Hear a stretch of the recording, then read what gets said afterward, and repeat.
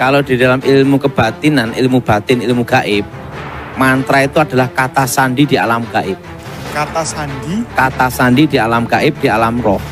Jadi ibaratnya kalau itu dihimpun passwordnya. Nah, mantra itu ada dua jenis. Mantra terucap dan mantra tidak terucap. Nah, mantra tidak terucap itu jenis mantra yang berhubungan dengan gerakan. Namanya gerakan penyembahan. Nah, makanya ada gerakan-gerakan tertentu yang bisa menimbulkan kesurupan.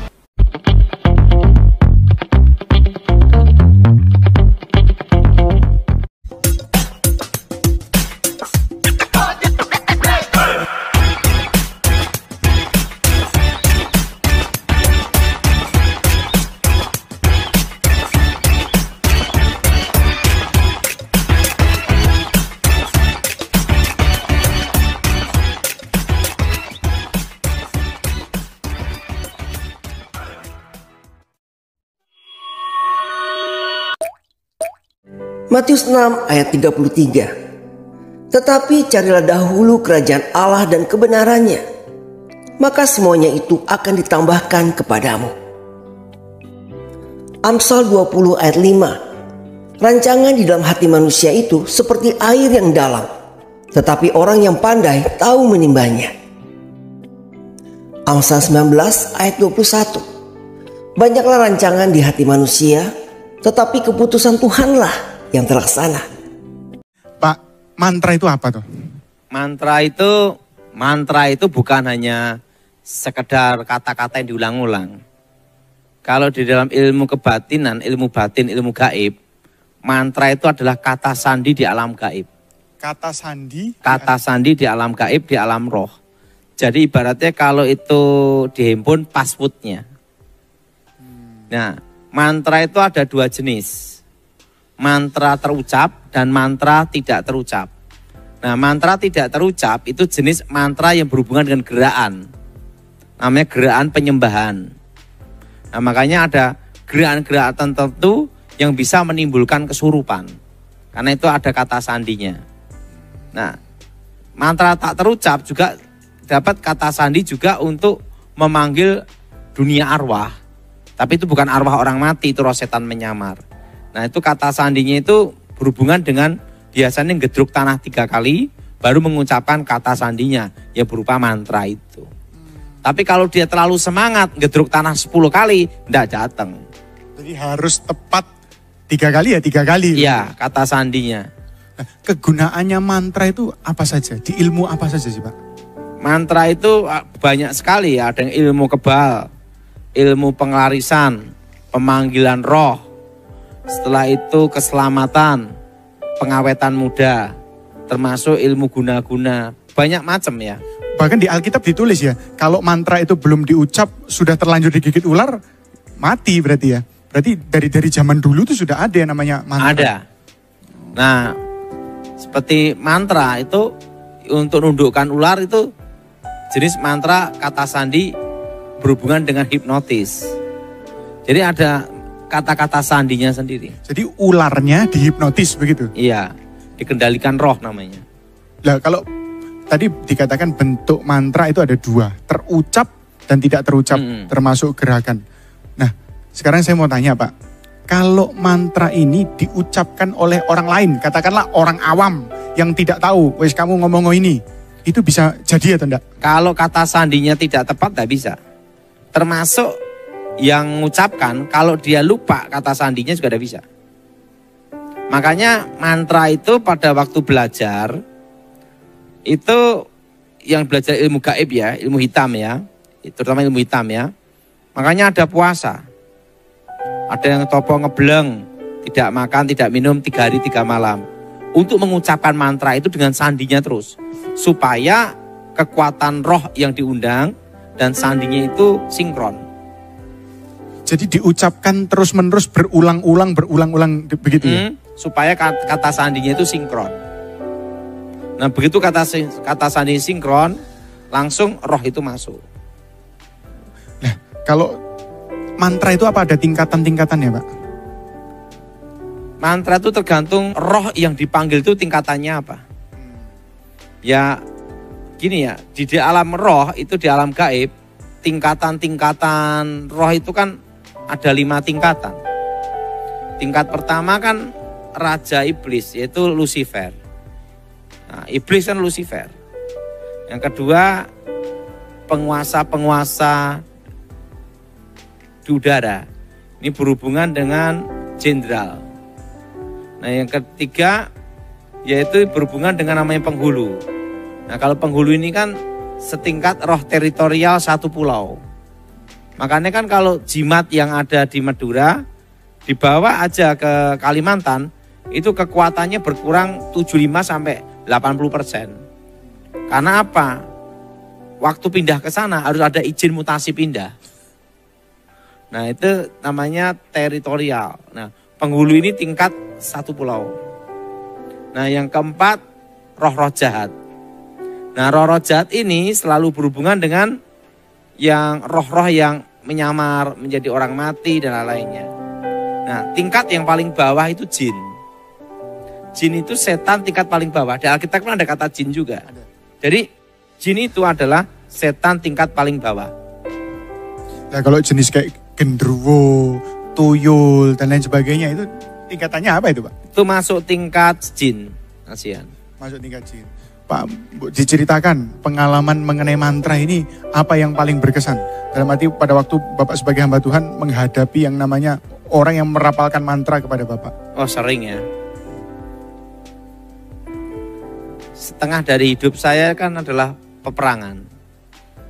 Nah, ada yang baca mantra, ilmu kebal, ngetes. Dia dibacok enggak apa-apa, di karton enggak apa-apa.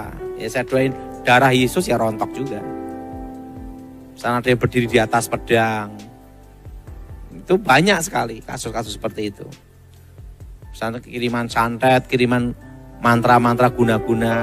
Kan nanganin kasus itu saya tuh sudah puluhan ribu ya, sampai lupa. Saking banyaknya.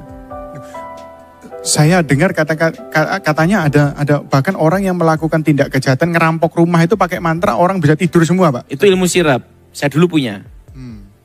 Jadi ilmu sirap itu, kalau dulu nama ilmu sirap saya namanya sirap Begonondo. Jadi begitu mantra diucapkan, itu malam ya, itu harus arah anginnya sama. Nah repotnya angin balik itu. Makanya kalau orang mau nyirep harus lihat arah angin. Saya itu wetonnya. Weton, san daerah itu apa. Penunggu di situ apa. Itu baca mantra, arah anginnya tepat, langsung satu kampung tidur semua. Nah dulu ngerampok gitu, orang ngerampok kayak ilmu sirep. Kalau saya dengar dari Pak Pendeta, berarti orang yang menggunakan ilmu hitam aja mau melakukan sesuatu itu ada aturan. Lihat wetonnya, lihat arah mata angin dan lain sebagainya. Iya. Repot ya. Nah tapi kalau sekarang jadi hamba Tuhan, di kekristenan itu sebenarnya ada aturan-aturan itu atau asal kita pokoknya dalam nama Yesus semuanya beres? Ya ada aturan. Aturannya percaya. Kedua, jangan aneh-aneh lah. Kadang itu orang itu jadi batu sandungan, aneh-aneh. Misalnya bawa dikasih garam lah, dikasih air yang dari mana lah, tidak ada pengaruhnya.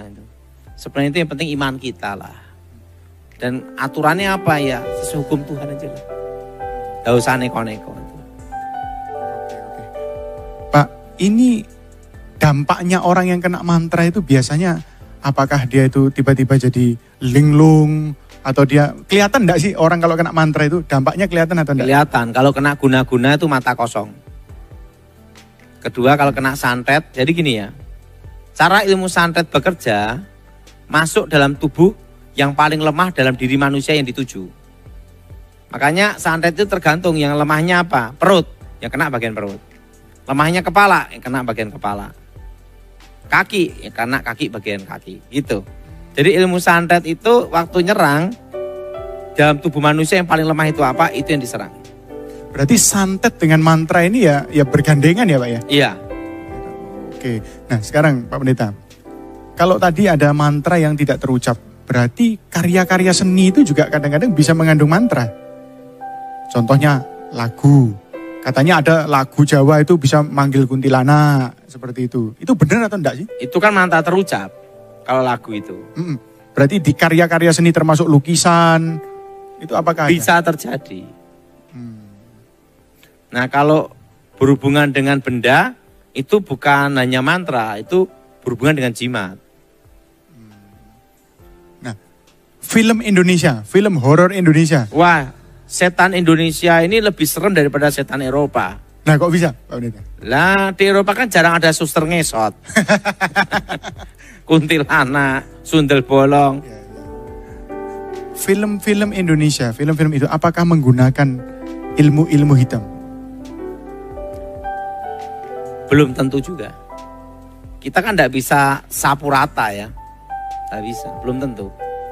Tetapi kalau Pak Pendeta misalnya pernah lihat nggak sih film-film hantu Indonesia itu? Saya terus terang tidak suka ya. Karena udah bosen.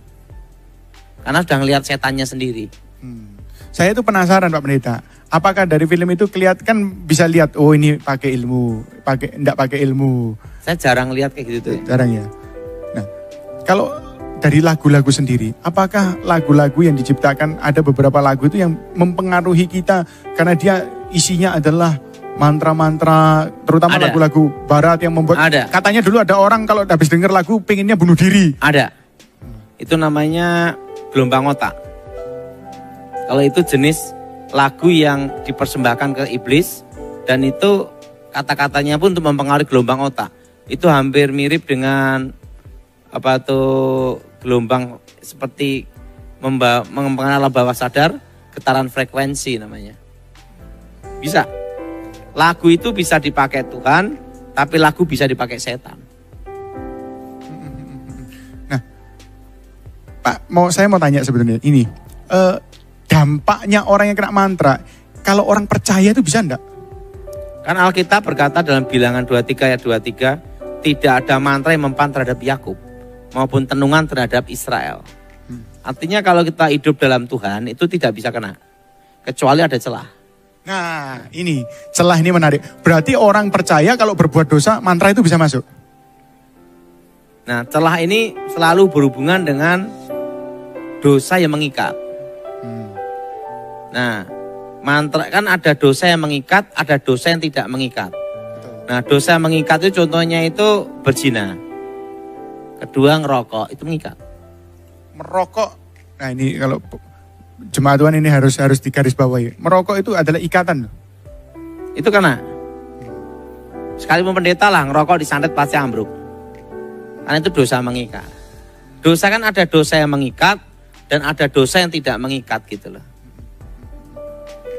Ceritain pengalaman Pak mengenai orang yang dalam tanda petik orang yang minta bantuan dari Pak Pendeta yang kena mantra tingkat tinggi. Nah itu seperti apa? Banyak ya. Saya nangani kasus di Kalimantan itu ada. Itu minta pesugihan buaya putih. Saya itu kasus pada waktu kerusuhan Sampit. Perang Dayak Madura. Palangka sampai Pangkalan Bun. Terusan kasus pada waktu pelayanan di daerah Sulawesi sama Pak Gilbert. Sama NTT Kupang. Banyak. Coba Pak cerita satu yang paling berkesan. Dalam hidup saya itu, saya punya lawan berat itu sekali aja. Waktu berhadapan dengan tokoh sakti India. Itu betul-betul saya tidak nyangka masih hidup. Dan menang. Itu aja. Karena waktu itu kan saya atas perintah ya. Kiriman dari India itu sudah melewati lintas laut, lintas apa, bisa sampai sini. Berarti benar-benar sakti betulan. Setengah dewa. Jadi ibaratnya saya menghadapi manusia setingkat setengah dewa. Saya pernah dengar kesaksian Bapak mengenai hal ini. Tapi banyak yang omong katanya itu kan cuma bohong-bohongan. Untuk narik, maksudnya orang itu untuk narik pengikut itu bohong-bohongan, itu sulap semua. Berarti itu benar-benar memang orang ini berilmu ya Pak? yang berilmu. Saya kan ditugaskan waktu itu. Jadi tugaskan saya kan juga sudah meninggal juga. Bapak, yang Bapak lakukan apa pada waktu itu? Pada waktu serangan itu datang? Saya doa darah Yesus. Hancurkan mantra, darah Yesus hancurkan kutuk. Target daripada orang ini kan orang lain yang Bapak lindungi. Kenapa kok bisa sekarang tiba-tiba dia langsung berhadapan? Berarti di alam roh ini dia tahu Pak ya, ini yang membentengi, ini yang melindungi. Iya. Kalau sistem pengamanan kan ya, kan seperti ini. Kita boleh mati, tapi yang kita amankan harus hidup. Nah waktu itu kan saya diminta untuk mengamankan presiden. Sama Pramono Edi Wibowo. Jadi apapun alasannya, apapun ininya, sebelum menyampai ke beliau harus saya dulu. Saya mau tanya Pak, kalau ada orang kena ilmu, kemudian kita mendoakan orang ini, di alam roh tahu ya, berarti ini yang membela. Tahu. Berarti kemudian saya jadi target utamanya dong. Tahu. Ini ada cerita lagi. Ilmu terawang itu ada 2 jenis. Terawang langsung pakai yang namanya itu kekuatan mantra. Langsung dengan air kembang itu telur, kaca, saya itu gini. Itu terawang. Tapi ada juga terawang yang tingkat tinggi. Itu pakai namanya burung. Biasanya yang dipakai itu burung elang. Saya pernah nangani kasus itu. Jadi dengan ilmu terawang, elangnya datang. Elangnya komunikasi. Waktu itu kan saya diminta sama jenderal ya. Elangnya komunikasi. Kita doakan orang yang kena ilmu itu berarti kita ini jadi sasaran dong Pak. Iya. Berarti kalau hidupnya setengah-setengah, lebih baik enggak usah doakan orang yang seperti itu ya. Karena bisa kena serangan balik sendiri, repot sendiri dong berarti. Saya itu dalam hidup selalu percaya pembelaan Tuhan. Kita tidak bisa mengatakan setengah atau tidak setengah. Karena saya sangat percaya yang disebut Tuhan membela firman-Nya. Sekalipun itu bukan pendeta, tapi dia percaya Tuhan membela firman-Nya. Jadi, tidak bisa kita katakan menghakimi orang setengah-setengah. Harus lihat dari kehidupan doanya gimana ya. Ya, berarti terutama itu kehidupan doa yang menentukan bahwa orang itu. Pak, sekarang saya mau tanya lagi Pak Pendeta. Banyak di antara kita pastilah, di antara semua yang menonton pernah melihat orang kerasukan. Kemudian saya tanya ini diusir 5 jam tidak keluar-keluar. Itu apa? Kendalanya apa? Kadang itu belum tentu kerasukan. Saya pernah nangani satu kasus seorang pembantu dikira kerasukan. Waktu dikira kerasukan, berhari-hari dilayani pendeta. Sampai pendetanya teler semua. Nah, saya diminta datang ke sana, itu petugas pajak itu.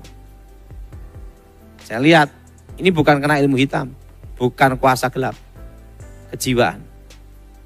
Akhirnya langsung tak suruh berdiri ya. Berdiri, saya ngomong, ini bukan setan. You terus terang apa? Ini kamu minum. Nggak taunya dia punya pacar, dikasih pil koplo. Dia ngomong kalau ingin tidur, ingin sehat, seger, minum ini itu. Jadi minum pil koplo itu ya langsung teler. Telernya kayak orang kerasukan. Oh gitu.